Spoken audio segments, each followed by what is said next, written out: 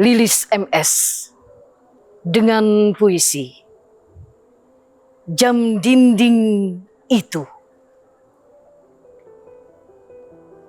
Tak, tik, tak, tik, tak, tik, tak.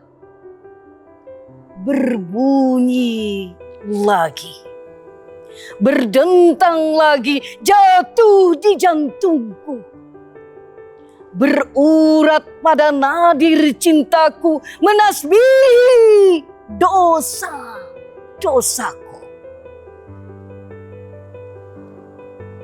Bunyi itu berbunyi lagi. Dentang itu berdentang lagi, sekali dan sekali lagi. Tak ubahnya cermin waktu yang terus saja menyapaku, juga menyapamu. Sedang usiaku telah tersalib rentah pada jam dinding itu. Jam dinding itu gambar di napasku, memburuku. Sapardi Djoko Damono dengan puisinya Aku Ingin. Aku ingin mencintaimu dengan sederhana, dengan kata yang tak sempat diucapkan, kayu kepada api. Aku ingin mencintaimu dengan sederhana, dengan isyarat yang tak sempat disampaikan.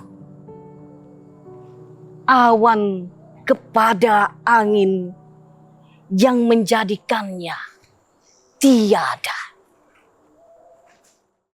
Assalamualaikum warahmatullahi wabarakatuh. Pemirsa, kembali lagi bersama saya Nanda dalam program Marudai, Mari Mengenal Budaya. Dan program ini hadir untuk mengajak kita mengenal dan juga memahami beragam bentuk ekspresi, budaya, dan tentunya seni. Pada episode kali ini, kita akan mengulas sebuah bentuk kesenian yang memadukan sastra dan juga musik, yaitu musikalisasi puisi.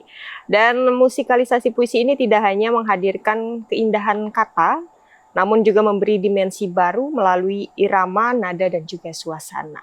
Untuk itu telah hadir bersama kita seorang pelaku seni dan juga budaya, ada Ibu Lilis Martadiana, yang juga selaku pengasuh Sanggar Langit Tanjung Tabalong. Apa kabar Ibu Lilis? Alhamdulillah kabar baik. Sehat ya Bu ya? Alhamdulillah sehat. Terima kasih waktunya, dan kita juga tentunya akan berbagi pengetahuan ya kepada pemirsa kita terkait dengan musikalisasi puisi.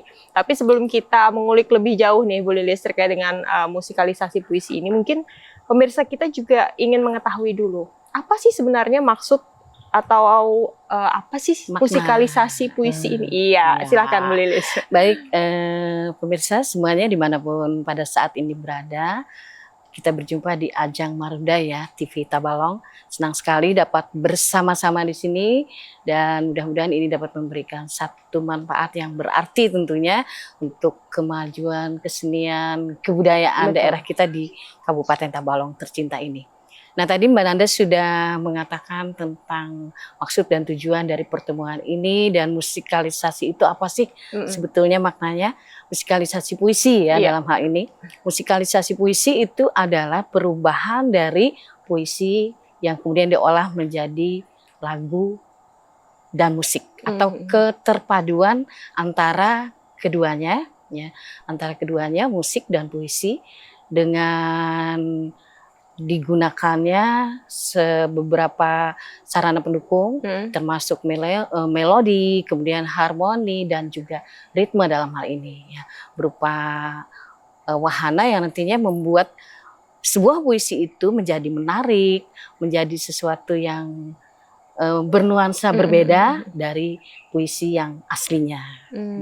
Oke, jadi Oke. perpaduan ya Bu ya, antara Jadi perubahan puisi. dari sebuah puisi menjadi sebuah lagu atau musik. Oke, baik. Nah, awal mula berkembangnya musikalisasi puisi tersendiri ini di Banua Kalimantan Selatan nih. Awalnya seperti apa nih Bu Lilis? Di Banjarmasin ya dalam hal ini, karena pusat kegiatan kan biasanya di Banjarmasin dulu kan waktu masih menjadi ibu kota. Nah, zamannya itu masih ada penyair-penyair yang terkenal seperti Pak Hijaz Syamani, kemudian juga Pak Azim Aryadi, terus juga ada Pak Bahtar Suryani. Nah, awalnya adalah ketika Pak Bahtar Suryani melakukan kegiatan lomba baca puisi yang mana dalam lomba tersebut diiringi dengan musik ya. Jadi boleh apakah harmoninya, melodinya atau ritmenya itu gitar ataukah alat-alat musik lainnya boleh, tapi di belakang ya. Jadi pembaca puisinya di depan, musiknya, instrumennya itu di belakang. Tapi dalam hal ini ketika lomba berlangsung itu hanya pendukung pembacaan puisi, yang dinilai itu tetap personil pembaca puisinya. Nah, dalam hal ini tentunya pembaca puisi dengan memperhatikan intonasinya, terus juga biramanya, temponya, ya, artikulasinya, lafalnya dan seterusnya. Oke. Itu menjadi bagian penting. Berarti pusat pengembangannya ini di Kota Banjarmasin. Banjarmasin waktu itu masih di Taman Budaya. Nah, berkembang di Tabalong ya. Berkembang di Tabalong, perubahan ini terjadi itu dimulainya di 2003. Ya, 2003 di Tabalong ketika ada gelaran-gelaran lomba ya. Lomba itu juga bukan diadakan di sini ya, tapi kita mengikuti lomba di Banjarmasin. Di lomba di Banjarmasin kita ikut sebagai peserta dan pada waktu tertentu, saya lupa tahunnya ya, ketika SMA 2 Tanjung itu diikut sertakan dengan peracik instrumen itu Bapak Suhaimi, sekaligus juga sebagai sutradaranya, kita mendapatkan predikat sebagai juara pertama. Nah, personelnya waktu itu ada Palu ya. Itu masih mereka duduk di sekolah SMA 2 Tanjung. Oke, baik, generasi muda ya dari itu. Tanjung ya. Itu pada waktu itu. Nah, itu kan awal mula berkembangnya tadi ya kita bicarakan. Nah, ini ada juga perbedaan antara membaca puisi, kemudian ada deklamasi puisi dan juga musikalisasi puisi. Apa perbedaan yang mungkin mencolok yang dari ketiganya tadi? Tentu saja itu berbeda ya. Kalau deklamasi itu berarti ada deklamatris, berarti juga ada deklamator. Ya, deklamasi itu dikenal di tahun 80-an, 79 ya sampai dengan 80-an ke atas itu masih dengan deklamasi. Ya, saya adalah pembaca, bukan pembaca, seorang deklamatrice ya namanya. Nah, Paman Birin yang mantan gubernur kita itu juga deklamator. Nah, terus juga ada Pak Bir Hasani itu deklamator. Dan sebutan-sebutan, kalau laki-laki deklamator, kalau perempuan deklamatris. Artinya ketika seseorang tampil tanpa menggunakan teks. Nah, tanpa menggunakan teks puisi tapi hafal. Dengan gaya, dengan ekspresi, dengan tempo, dengan segala sesuatu yang mendukung vokal kita itu lebih lentur, lebih fleksibel ya, untuk tampil di hadapan orang banyak. Dan itu dilombakan pada waktu itu. Banyak pembaca-pembaca puisi kita yang asalnya adalah seorang deklamator. Ya. Kalau yang namanya baca puisi atau poetry reading ya, itu bermula dari Jakarta. Rendra ya, kemudian MH Ainun Najib ya, kemudian juga yang terkenal dengan puisinya yang kemudian diolah musikalisasi puisi oleh Chrisye ya, kemudian juga digarap oleh Banda Naura dengan puisi Aku Ingin ya, kemudian Banda Naura juga menggarap Derai-Derai Cemaranya Hairil Anwar menjadi sebuah musikalisasi puisi yang luar biasa bagusnya. Bahkan Guru Soekarno Putra dengan suara mahardikanya juga membuat puisi Sapardi Doko Damono ya, dengan puisi yang berjudulkan Doa.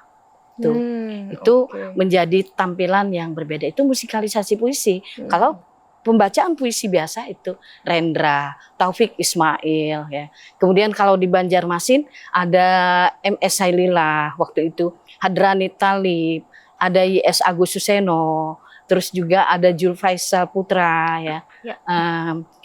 Di Banjarmasin lomba baca puisi waktu itu dilombakan dengan jumlah pesertanya yang luar biasa. Tahun 81 ya, lomba baca puisi itu di tempatnya sekarang jadi Hotel Batung Batulis ya. Dulu adalah tempat berkumpulnya para wartawan di sana. Nah, di situ lombanya dilaksanakan dengan peserta yang jumlahnya hampir 300 orang. Banyak ya, Bu. Tuh. Saking majunya ranah sastra dan perpuisian daerah di Kalimantan Selatan pada saat itu. Bukti nyata Itu bukti nyata dan saya sendiri ikut. Saya masih SMP waktu itu, datang dari Playhari. Saya masih domisili di Playhari, datang ke Banjarmasin bersama paman saya yang juga memang penyair, ikut lomba di sana. Jadi peserta menjadi peserta. Itu pada zaman dahulu. Betul, ya ini ceritanya. Ya. Oke, baik. Nah, Bu Lilis nih, kenapa sih puisi ini mungkin bisa dikatakan dianggap cocok lah ya dipadukan dengan musik sehingga jadi musikalisasi puisi. Karena itu menjadi sesuatu yang menarik ya, dan menjadi sesuatu yang membuat kita tidak merasa bosan. Bahkan itu merupakan genre baru ya. Karena kalau membaca puisi biasa saja dengan teks tangan pegang seperti ini, mungkin ekspresi gaya seperti ini ya, itu mungkin biasa-biasa saja. Tapi ketika ini dipadukan dengan berbagai alat musik, apakah itu perkusi, apakah itu melodi atau harmoni dengan ritme yang bagus ya, apalagi ada lagi nanti suara-suara repetisinya yang berulang-ulang, baik itu yang diciptakan dari mulut kita sendiri, ataukah yang memang keluar dari instrumen itu menjadi sesuatu yang pasti akan menjadi luar biasa. Berbeda ya, sangat berbeda. Jadi istilahnya itu klop lah ya, Bu ya. Kalau dan itu tidak membosankan. Tidak membosankan. Oke, nah di dalam musikalisasi puisi ini juga, mana sih yang lebih diutamakan, Bu Lilis? Apakah teks puisinya ataukah musiknya? Dan tentunya kita juga harus memiliki cara deh untuk menyeimbangkannya. Ini seperti apa, Bu Lilis? Itu kan berarti seorang penggarap musikalisasi puisi itu, yang pertama dia harus menyiapkan puisi yang dipilihnya. Puisi apa yang dipilihnya? Apakah puisi ini memiliki nada, memiliki kekuatan emosi yang bagus, di mana dinamikanya nanti ketika dibawakan, diciptakan menjadi sebuah lagu, akan terasa naik turunnya. Nah, itu namanya pemilihan puisi dulu. Kemudian yang kedua, seorang pencipta lagu, seorang komposer ya, itu membuat puisi ini menjadi lagu. Ia tidak hanya memilih puisinya, tetapi juga dia membuat musiknya, kemudian membuat konsep musiknya, ya. Bahkan nanti pengembangan musiknya ada di dalamnya. Tidak cuma itu, sampai nantinya pada tahapan ada mixing, ya, rekaman dan mixing. Nah, itu puncak dari keseluruhan pembuatan musikalisasi puisi itu, sehingga menjadi utuh dan bagus ya. Oke, sampai ya Bu ya pesannya itu ya kepada sang pendengarnya ya, Bu ya. Oke, nah biasanya juga musikalisasi puisi ini di mana aja sih Bu bisa ditampilkan? Mungkin selain dari lomba-lomba juga ya pastinya. Betul. Menarik sekali ya. Musikalisasi puisi ini memang tidak seperti kita membawakan lagu biasa ya. Bisa ditampilkan di mana saja setiap saat. Tetapi mungkin harus juga menyelaraskan, menyesuaikan dengan sikon, situasi dan kondisi. Tapi kita kalau memaknai punya Guru Soekarno Putra, itu tampilnya di mana-mana. Bahkan tampilannya tuh wah sampai ke luar negeri ya. Dan ketika kita melihat mungkin di YouTube puisi karya Sapardi Djoko Damono yang berjudulkan Aku Ingin, itu dibuat menjadi lagu yang luar biasa. Ya. Chrisye membawakannya dan itu menjadi lagu yang terkenal. Nah, berarti tidak menutup kemungkinan juga sebetulnya ketika itu dijadikan sebuah semacam konser, tampilan-tampilan musik ya. Hanya mungkin kalau kita melihat dari sisi sastranya ya, sisi kesusastraannya ini harus menyesuaikan. Ketika ada arus sastra misalnya kalau di Kalimantan Selatan, kemudian ada satu lagi yang ada di Kalimantan Selatan ini pada bulan Ramadan ada puisi apa namanya? Tadarus puisi ya. Nah, tadarus puisi itu menampilkan macam-macam pernik tampilan yang berbau sastra. Kita dari Tabalong setiap tahun biasanya menyuguhkan tampilan. Bahkan tahun ini juga mungkin akan kita siapkan nanti untuk bulan Ramadan ya. Tidak cuma musikalisasi puisi, tetapi juga bisa pagelaran sastra. Pagelaran sastra itu justru merupakan sesuatu yang lebih luas lagi karena di dalamnya bukan cuma ada musiknya, ada puisinya, tetapi juga ada teatrikalnya, ada movingnya ya, di mana ada gerak, ada olahan-olahan teknik gesturnya di dalamnya, sehingga itu menjadi satu tontonan yang berbeda, yang menarik sekali ya, Hanya kita harus hati-hati, jangan sampai nanti ini larinya ke teatrikal. Ya, karena teatrikal berbeda dengan pagelaran sastra. Pagelaran sastra memang sastra, bukan terlalu banyak lari ke teaternya. Ya. Jadi dominan teater itu teatrikal, tapi dominan pagelaran ada sedikit teaternya, tapi lebih kepada nilai puitiknya. Berarti ada hal-hal yang harus diperhatikan juga ya Bu Lilis. Nah kita juga ingin mengetahui sebenarnya nilai apa sih yang ingin disampaikan melalui musikalisasi puisi ini kepada penikmat seni lah, boleh dikatakan seperti itu. Maknawi ya, kadang karena puisi itu lebih kepada simbolik bentuknya ya, simbolik yang hanya dipahami kadang hanya oleh orang tertentu dan tidak dengan orang awam ya. Jika itu hanya ditampilkan dalam bentuk puisi saja, makanya itu peruntukannya mungkin lebih kepada orang yang memahami makna puitik ya. Tapi ketika itu diolah sedemikian rupa menjadi musikalisasi puisi, ini menjadi kadang kaki kita menjadi bergerak, tangan kita menjadi seperti ini. Kita menikmatinya itu sebagai lagu, sebagai musik. Makanya tadi dikatakan bahwa musikalisasi puisi itu adalah perubahan dari genre puisi menjadi lagu atau musik. Jadi tidak hanya puisinya yang dapat dinikmati, puisi dinikmati mungkin oleh orang tertentu, tapi musiknya, lagunya oleh semua orang bisa menikmatinya ya Bu. Itu mungkin yang menjadi harapan tujuan daripada adanya musikalisasi puisi. Baik, semakin menarik perbincangan kita terkait dengan musikalisasi puisi, dan perbincangan di segmen ini tentunya pemirsa kita dapat memahami bahwa musikalisasi puisi ini adalah bentuk ekspresi seni yang menjembatani kata dan juga nada. Puisi tentunya tidak hanya dibaca, namun juga didengarkan, dirasakan, dan juga dihayati melalui musik. Namun proses menghidupkan puisi menjadi musik tentu memerlukan kepekaan dan tentunya kreativitas. Untuk itu jangan kemana-mana, tetaplah bersama kami.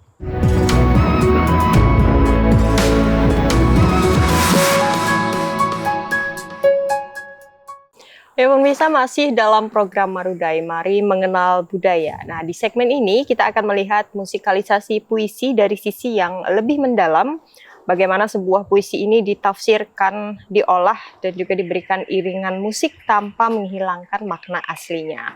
Untuk itu kita lanjutkan perbincangan kita bersama Ibu Lilis ya Bu ya. Kalau tadi kita sudah berbicara terkait dengan mengenal lah mungkin ya lebih dalam musikalisasi puisi itu yang seperti apa. Nah mungkin yang saya ingin tanyakan saat ini adalah bagaimana proses awal dalam membuat musikalisasi puisi. Apakah dimulai dari pemilihan puisi ataukah dari konsep musiknya terlebih dahulu? Seperti apa Bu Lilis? Ya berarti tadi kembali kita ke asal tadi kan ya. Seorang komposer atau seorang pencipta lagu, pembuat musikal itu, dia yang pertama tadi kan harus memilih puisinya dulu. Puisinya ini temanya cocok tidak? Ya, sesuai tidak dengan lagu yang diinginkannya. Nah, kemudian yang kedua, dilihatnya juga kekuatan dari puisi itu, bangun puisi itu nadanya, adakah gaya bahasanya, sesuaikah nanti nada yang dinaik turunkan dalam penciptaan lagu itu untuk komposernya ya, ataukah nanti sesuaikah juga dengan gaya bahasanya. Kadang ada gaya bahasa tidak cuma gaya bahasa metafora, gaya bahasa personifikasi, tapi juga ada gaya bahasa repetisi di mana kata itu diulang dari satu naik ke atasnya dan seterusnya berulang. Artinya tidak cuma ketika lagu itu menjadi refine ya, tetapi juga kata-katanya, kata itu sendiri yang berulang dari nada rendah menjadi nada tinggi. Nah, Oke, baik. Nah, kalau kita berbicara terkait dengan unsur musik, nah apa saja sih Bu Lilis unsur musik yang biasanya digunakan nih dalam musikalisasi puisi ini? Ya, kalau tadi kan belum selesai ya. Yang tadi kan setelah memilih puisi, kemudian dia juga membuat konsep puisinya, terus juga seterusnya tidak cuma membuat konsep puisinya, tetapi juga pembuatan musiknya, terus membuat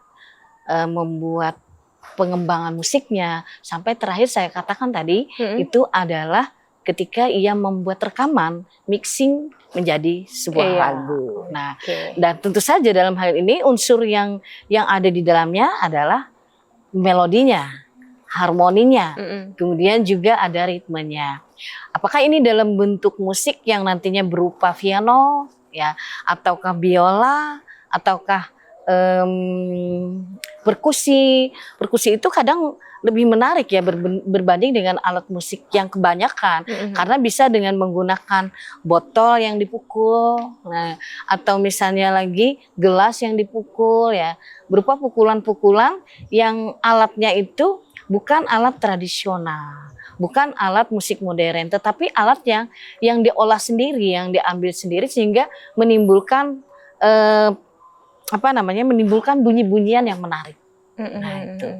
Oke, berarti itu unsur musik yang biasanya digunakan ya Bu ya dalam yang digunakan musikalisasi puisi ini sendiri. Nah, ini juga menarik yang ingin saya tanyakan. Sejauh mana sih Bu Lilis kebebasan musisi ya dalam menginterpretasikan sebuah puisi ini? Apakah sama halnya mungkin sama halnya dengan apapun juga ya bentuknya, bila itu terkait dengan penciptaan tentu ada hak ciptanya. Betul. Kemudian ada kontraknya ya. Kemudian di samping itu juga nanti dalam hal pemanfaatannya, kegunaannya itu adalah yang terkait dengan sang pencipta. Jadi kebebasan dia, keleluasaan dia, begitu pula saat dia ingin mempromosikannya. Ya, itu berarti menyesuaikan dengan hal-hal tersebut. Oke, baik. Nah, kita berbicara terkait dengan tantangan terbesar ya. Tantangan terbesar dalam menyatukan puisi dan musik ini agar berjalannya itu tetap harmonis nih seperti apa? Apakah susah atau mudah saja atau seperti apa Bu Lilis? Tentu saja tantangannya banyak ya. Sama mungkin dengan ketika kita ingin menerbitkan buku atau kita ingin menjual barang kita ke pasar ya, sama mungkin tentu tidak lepas dari tantangan-tantangan yang ada ya. Di samping yang bersangkutan yang membuat ini menyiapkan segala sesuatunya dari personelnya ya, yang pemain musiknya, kemudian juga tadi puisinya, dia juga dalam hal ini harus pandai-pandai membuat puisi itu menjadi lagu yang tidak cuma bisa ditampilkan biasa, tapi juga bisa dilempar, ya, dilempar agar ini disukai publik, disukai publik. Jadi ketika ada hambatan atau noise untuk pembuatan musikalisasi puisi ini, ya, itu tentunya akan menjadi sesuatu yang berakibat pada musiknya ya, instrumennya yang mungkin jadi kurang baik ya. Tentu saja juga sama ketika puisi yang dipilih itu tidak bagus. Nah, puisinya tidak bagus, ketika ditampilkan itu akan menjadi semacam prosa, artinya nilai puitiknya tidak ada, tetapi seperti lagu biasa. Sedangkan yang diharapkan dari musikalisasi puisi ini adalah puisi yang bernilai, ada majasnya tadi, gaya bahasanya, ada diksinya yang betul-betul dari nilai-nilai puisi ya. Itu menjadi sesuatu yang berbeda dengan lagu-lagu biasa. Nah, lagu biasa kan kalau kita nyanyi lagu misalnya lagu apa misalnya Nanda? Lagu apa ya? Bagaikan langit berpelangi, terlukis wajah dalam mimpi. Itu kan biasa saja. Tapi ketika pelangi itu diartikan dengan sesuatu yang dijatuhi hujan, yang apa, ini tentunya nilainya akan berbeda. Nah, itu tantangan bagi seorang komposer ya, seorang pencipta lagu puisi, pencipta musik puisi, untuk dia memilih puisi itu dengan baik, kemudian membuatnya sedemikian rupa sehingga menjadi sesuatu yang menarik, yang bagus, yang sesuai dengan yang diharapkan. Oke, jadi juga ada tantangannya ya, pastinya Bu ya, tidak selalu mudah lah bisa dikatakan seperti itu. Ya.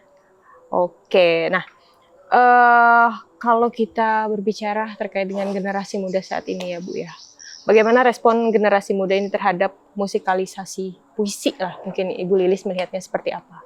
Sekarang kan mungkin sudah banyak perubahan ya, sudah banyak perubahan.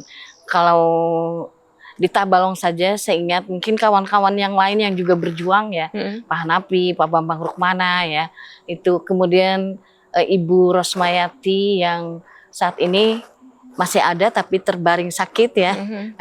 Kemudian lagi almarhum Pak Muniri, almarhum Tajudin Baco, kemudian ada lagi Jauhari Effendi ya, Jauhari Effendi. Itu berharapkan penerimaan sastra di Tabalong itu ya dari tahun ke tahun mengalami perubahan. Dan saya pun juga demikian. Saya ingin tidak cuma generasi muda tapi juga masyarakat secara keseluruhan menerima kehadiran sastra itu sebagai satu bentuk seni yang juga harus dilestarikan. Tidak cuma musik ya, tidak cuma tari ya, ataupun kesenian-kesenian lainnya, tapi sastra juga harus dilestarikan. Apakah ia itu dalam bentuk puisi itu sendiri ataukah dalam bentuk sastra lisan lainnya seperti madihin ya, seperti basair, kemudian tadi ada yang dikatakan kawan kita yang sebelumnya tadi, saya lupa namanya. Nah, itu juga adalah hal-hal yang patut menjadi perhatian kita bersama, sehingga puisi ini sama seperti kesenian lainnya. Tidak cuma bisa diterima, tapi perkembangannya juga mengalami perubahan yang berarti dan diterima oleh generasi muda sebagai sesuatu hal yang menarik, yang bisa dijadikan satu materi untuk untuk minat, menumbuhkan minat bakat literasinya. Ya, dalam hal ini literasinya, bukan cuma nilai seninya. Itu yang kita harapkan ke depannya. Tapi juga adanya mungkin kayak sanggar dan lain sebagainya juga sama itu ya, sebagai wadah, sebagai penggerak, wahana pendukungnya. Karena kita tahu bahwa ketika puisi itu tadi diolah menjadi lagu, menjadi musik, ini menjadi sesuatu yang menimbulkan daya tarik tersendiri. Kemudian itu juga menjadikan bernilai inspiratif, apresiatif ya. Bahkan kita bisa memilih jadinya. Oh ya, ketika kita memilih puisi menjadi baca puisi biasa, kemudian mendeklamasikannya, ternyata dengan musikalisasi puisi itu lebih nyaman dinikmatinya. Oke, baik. Itu terkait dengan generasi muda ya Bu, yang diharapkan juga bisa tertarik lah ya. Tertarik, tidak bosan ya. Kalau baca biasa aja mungkin ya bisa bosan ya. Bisa hanya orang-orang tertentu ya. Kalau musik itu rata-rata artinya karena itu ada iramanya, ada genrenya yang berbeda-beda, kita berharap itu bisa diterima oleh masyarakat Tabalong khususnya dan masyarakat Kalimantan Selatan pada umumnya. Oke, baik, ada regenerasi lah ya, dari generasi memang mengalami perubahan dari zaman ke zaman ya. Oke, nah ini juga musikalisasi puisi ini apakah juga masih relevan ya Bu ya di tengah apa ya, bisa dikatakan di tengah suasana perkembangan zaman ya digital saat ya, ini ya. zaman yang selalu mengalami kemajuan ya, kemajuan. Saya pikir masih. Apalagi tadi seperti saya sampaikan tadi bahwa karena dipadu padankan dengan lagu dan musik, ini menjadi sesuatu yang menarik ya. Jadi sesuatu yang, jadi relevansinya dengan situasi zaman yang berubah sekarang, terutama ketika guru bahasa Indonesia berdiri di kelas mengajarkan tentang sastra, ini menjadi sesuatu yang tidak membosankan. Ayo misalnya kamu baca puisi ini, nanti satu orang dengan wahana musiknya, satu orang lagi dengan suara-suaranya, ya, dengan suara-suaranya. Kadang kata-kata yang seperti irama musik Dayak,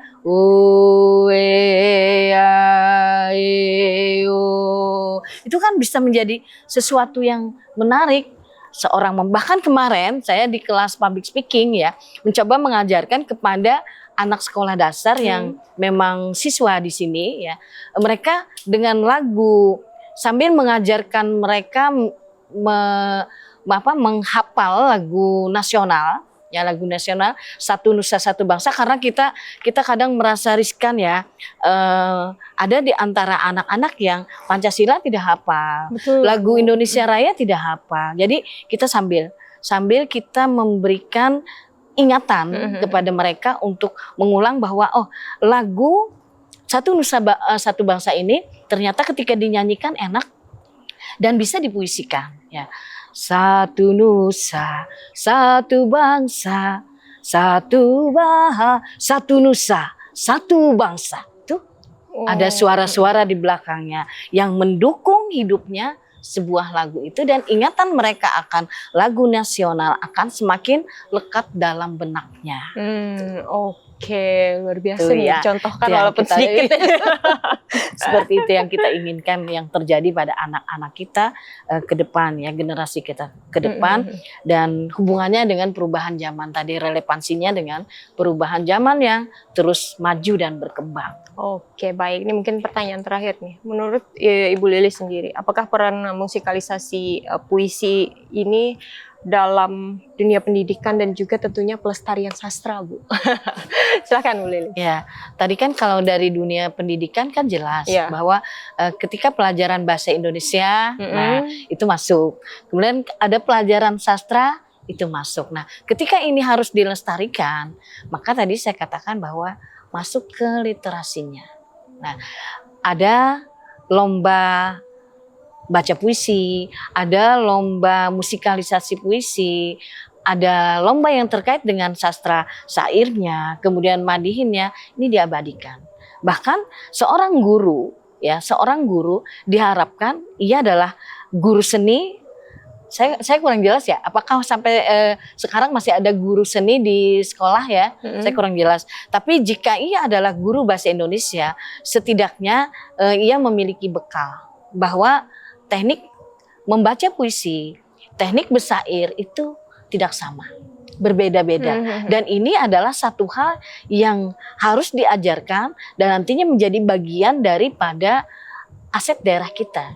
Nah, syair kan di waktu yang lewat kan kita pernah bertutur ya, bahwa syair-syair itu banyak, termasuk daerah-daerah ini memiliki syair yang berbeda-beda. Nah, syair yang berbeda-beda ini yang ada di Tabalong itu menjadi kewajiban kita untuk melestarikannya. Jangan sampai ia musnah, hilang begitu saja. Iya, apalagi tergerus perkembangan zamannya, Bu Lilis ya. Janganlah ya. Nah, belamut juga sama tadi kan. Siapa namanya yang tadi? Ada Pak Irsa. Ya, Nah, Pak Irsa tadi kan bilang bahwa lamut di daerah Kaluwa, di Banua Lawas itu sudah tidak ada lagi ya. Padahal lamut itu adalah dahulu milik Tabalong ya, dahulu milik Kalimantan Selatan. Nah, itu akan bagus bila digali kembali. Tapi saya yakin ya, lewat Bapak Gusti Indra Setiawan, lewat kawan-kawan kita seniman sastra lainnya, ini akan dapat kembali dibangkitkan, minimal ketika ia berdiri sebagai guru di sekolah tempatnya mengajar.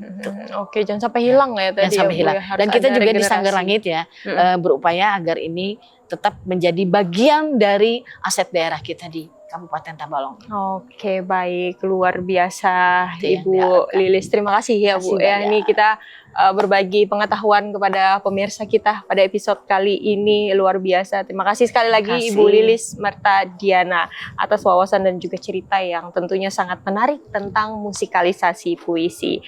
Dan pemirsa, bincangan kita hari ini menegaskan juga bahwa puisi dan musik adalah dua bentuk seni yang saling menguatkan, kemudian menghadirkan pesan dengan cara yang lebih hidup dan juga menyentuh.